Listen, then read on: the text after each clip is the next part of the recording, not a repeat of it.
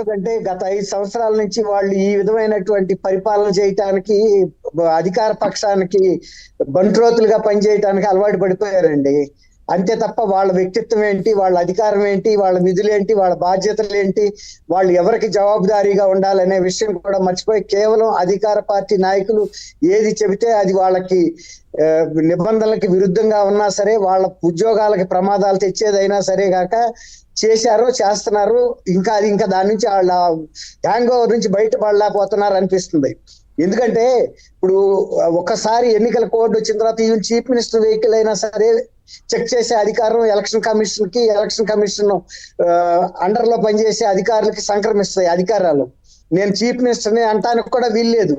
అలాంటిది కేవలం ప్రతిపక్షాలకు సంబంధించినటువంటి ముఖ్యుల్ని మరి వాళ్ళ టైం అంతా కిల్ చేయటం అనమాట. ఇప్పుడు వీళ్ళు కాన్వాయ్లో వెళ్తున్నప్పుడు 1-2 వెహికల్స్ ఉండవు కదండి, వాళ్ళ అభిమానులు ఉంటారు. రెండోది కొన్ని సెక్యూరిటీ ఇవి కూడా ఉంటాయి.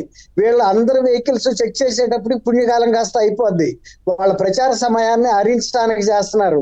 రెండోది ప్రజల్లో వీళ్ళ మీద మా ప్రభుత్వం పట్టు ఇంకా మేము వదలలేదు, వీళ్ళు మా కింద బతకాల్సిన వాళ్ళు అనే ఒక పిక్చర్ ఇవ్వడానికి కూడా ప్రయత్నిస్తున్నారు అనిపిస్తుంది. ఇలాంటి మొన్న 3 ఎస్పీలు ప్రైమ్ మినిస్టర్ గారి కార్యక్రమంలో కూడా నిర్లక్ష్యం వహిస్తే వాళ్ళు ఎలక్షన్ కమిషన్ దగ్గరికి వెళ్ళి వివరణ ఇచ్చుకోవాల్సి వచ్చిందండి. సంజయ్ వివరణ కూడా కాదు, సంజయ్ ఇచ్చుకోవాల్సి వచ్చింది. అట్లాగే గతంలో ఈ శాండ్ రీచ్లు కూడా విపరీతంగా అనధికారికంగా ఉన్నాయని నేషనల్ గ్రీన్ ట్రిబ్యునల్ వీళ్ళ కలెక్టర్లకు పంపిస్తే సుప్రీంకోర్టు కలెక్టర్ల గురించి రిపోర్ట్ అడిగితే ఇన్ని అనధికార రీచ్లు పనిచేస్తున్నా కొన్ని లక్షల టన్నులు అనధికారికంగా రవాణా అవుతున్న ఇసుక మా పరిధిలో మాత్రం ఎక్కడా కూడా ఇలాంటి రీచ్లు మాకు కనపడలేదని జిల్లా కలెక్టర్ రిపోర్ట్ పంపారంటే ఇక మనం కింద అధికారుల పరిస్థితి అర్థం చేసుకోవచ్చు. ఇప్పుడు రోడ్ల మీద ఆపుతున్న ఈ పోలీసులు ఎవరైతే ఉన్నారో వాళ్ళు మహా అయితే inspector and sub inspector cadre వాళ్ళు ఉంటారండి. వాళ్ళు ఏం చెబుతున్నారు, మా పై అధికారుల నుంచి ఆదేశాలు వచ్చినాయి అన్నప్పుడు మనం వీళ్ళని ఏమో అనలేమండి. పై అధికారులు గమనంలో పెట్టుకోవాలి. రేపు ఇలాంటి ఇష్యూస్ ఎలక్షన్ కమిషన్ ముందు వెళ్తే వాళ్ళు ఎస్పీఎల్ని సబ్ ఇన్స్పెక్టర్ని ఇన్స్పెక్టర్ని పిలవరండి, ఆ జిల్లా ఎస్పీని డిఎస్పీలనే పిలుస్తారు. కాబట్టి వాళ్ళు అది గమనంలో పెట్టుకుని పనిచేయాలి. అంతేగాని ప్రతిపక్షాలని ఇంకా ఎంతకాలం అండి, అయిపోయింది. 50 రోజుల్లోకి వచ్చేసింది ఎలక్షన్.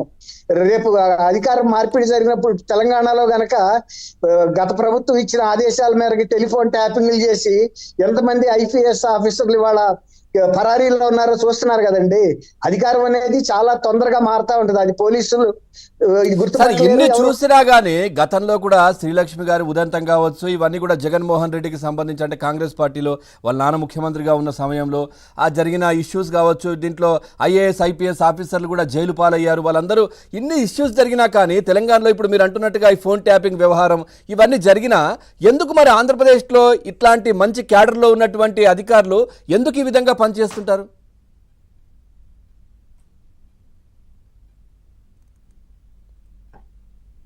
హలో సార్, వినబడుతోంది. హలో సార్, ఇప్పుడు ఏంటంటే వాళ్ళు ఏమనుకుంటున్నారంటే అది తెలంగాణలో కాబట్టి జరిగింది, ఆంధ్ర ప్రజలకు అంత రాజకీయ చైతన్యం లేదని వాళ్ళు అనుకుంటున్నారేమోనండి.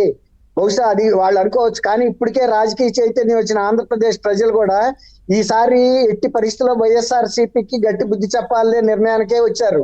ఇక దాంట్లో ఏం తిరుగు